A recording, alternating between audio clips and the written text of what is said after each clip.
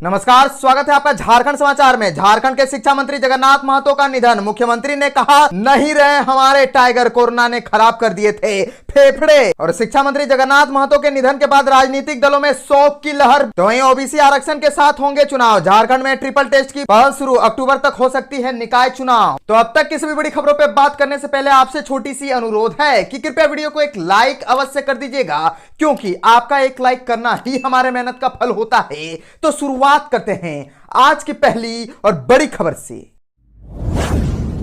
इस वक्त की बड़ी खबर झारखंड से आ रही है, जहां झारखंड के शिक्षा मंत्री जगन्नाथ महतो का निधन हो गया है। मुख्यमंत्री ने बहुत ही बड़ी बात कही है, ट्वीट करते हुए कहा कि नहीं रहे हमारे टाइगर, कोरोना ने खराब कर दिए थे फेफड़े। और इससे राजनीतिक दलों में शोक की लहर दिखने को मिल रही है। दरअसल झारखंड के शिक्षा मंत्री जगन्नाथ महतो का निधन हो गया है। उन्होंने चेन्नई में आखिरी सांस ली। मुख्यमंत्री हेमंत सोरेन ने इसकी पुष्टि करते हुए कहा कि टाइगर नहीं रहे। महतो पिछले कुछ सालों से बीमार थे और बता दें कि कोरोना होने की वजह से उनके फेफड़े खराब हो गए थे और प्रत्यारोपण भी किया गया था। सीएम हेमंत सोरेन ने ट्वीट कर दुख जताया। उन्होंने ट्वीट कर लिखा कि अपूरणीय क्षति, हमारे टाइगर जगन्नाथ दान नहीं रहे। आज झारखंड ने अपना एक महान आंदोलनकारी, झामुमो, कर्मठ और जनप्रिय नेता खो दिया। चेन्नई में इलाज के दौरान आदरणीय जगन्नाथ महतो जी का निधन हो गया। परमात्मा दिव्यंगत आत्मा को शांति प्रदान कर शोकाकुल परिवार को दुख की इस विकट घड़ी में सहन करने की शक्ति प्रदान करे। तो वहीं बाबूलाल मरांडी का ट्वीट आया कि झारखंड सरकार के मंत्री श्री जगन्नाथ महतो जी के चेन्नई में के अस्पताल में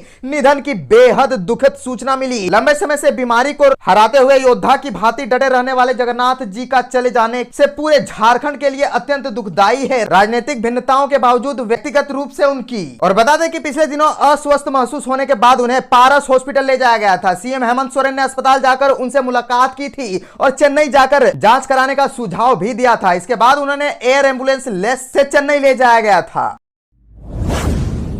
झारखंड से और एक बड़ी खबर आ रही है कि ओबीसी आरक्षण के साथ होंगे चुनाव। झारखंड में ट्रिपल टेस्ट की पहल शुरू हो गई है और अक्टूबर तक हो सकते हैं निकाय चुनाव। झारखंड में नगर निकाय चुनावों में पिछड़ा वर्ग को आरक्षण देने के लिए ट्रिपल टेस्ट कराने की पहल शुरू हो गई है। नगर विकास विभाग ने ट्रिपल टेस्ट के लिए आयोग गठन का प्रस्ताव मुख्यमंत्री हेमंत सोरेन को भेजा है। अब जल्दी ही हाईकोर्ट के रिटायर्ड या वर्तमान जस्टिस की अध्यक्षता में आयोग का गठन होने की उम्मीद है। इसके बाद आयोग की अनुशंसा पर ओबीसी आरक्षण का प्रावधान कर सरकार नगर निकाय चुनाव कराने की दिशा में आगे बढ़ेगी। आधिकारिक सूत्रों के मुताबिक सरकार की 2 से 3 महीने के भीतर ट्रिपल टेस्ट कराकर नगर निकाय चुनाव कराने की तैयारी है। ऐसे में राज्य में सितंबर अक्टूबर से चुनाव होने की उम्मीद है। और बता दें कि सरकार ने पिछले साल नवंबर में एक साथ पूरे राज्य में नगर निकायों का चुनाव बिना ओबीसी आरक्षण के कराने का फैसला लिया था। इसके बाद इसके लिए आरक्षण रोस्टर बदला गया था। इससे रांची नगर निगम के मेयर का पद एससी के लिए आरक्षित हो गया था। चुनाव कार्यक्रम पर राज्यपाल ने भी सहमति दे दी थी। सिर्फ राज्य निर्वाचन आयोग का अधिसूचना जारी करना था। इसी बीच आदिवासी संगठन इसके विरोध में उतर आए थे। उनका कहना था कि शेड्यूल एरिया में निकायों के मेयर और अध्यक्ष का पद एसटी के लिए आरक्षित होना चाहिए। आनंद फानन में टीएससी की बैठक बुलाई गई। उसमें बनी सहमति के आधार पर चुनाव स्थगित कर दिया गया।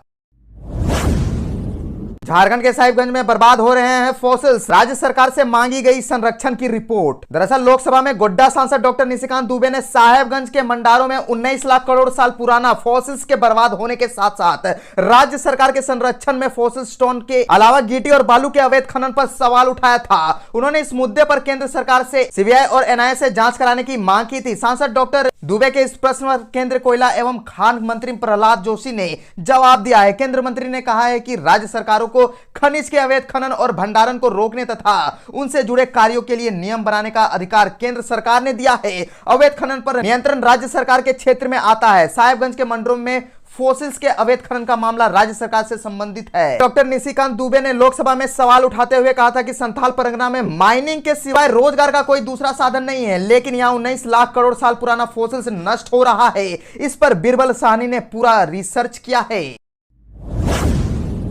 झारखंड में धान बेचने वाले 31,000 किसानों का पैसा सरकार के पास फंसा। दूसरी किस्त और बोनस का नहीं हुआ भुगतान। दरअसल खरीफ मौसम 2022-23 में राज्य के 31,100 किसानों ने राज्य सरकार को 16.77 लाख क्विंटल धान बेचा है। सरकार की ओर से अब तक 27,485 किसानों को पहली किस्त के तौर पर 149.15 करोड़ रुपए का भुगतान किया है, परंतु 3 माह बीत जाने के बाद भी अब तक किसानों को दूसरी किस्त और बोनस का भुगतान नहीं किया गया है। ऐसे में सरकार पर किसानों के लगभग 167 करोड़ रुपए बकाया हो गए हैं। राज्य में सरकार की ओर से 15 दिसंबर 2022 से धान क्रय की शुरुआत की गई थी। इसके तहत धान क्रय के समय ही किसानों को पहली किस्त के तौर पर न्यूनतम समर्थन मूल्य का 15% राशि के भुगतान का प्रावधान किया गया था। वहीं 3 माह के न्यूनतम समर्थन मूल्य की 50% राशि के साथ बोनस का भुगतान करना था। हालांकि अब तक किसानों को न तो दूसरी किस्त मिली है और न ही बोनस का भुगतान किया गया है। सरकार को दूसरी किस्त के तौर पर किसानों को लगभग 150 करोड़ व बोनस के तौर पर 17 करोड़ रुपए का भुगतान करना है।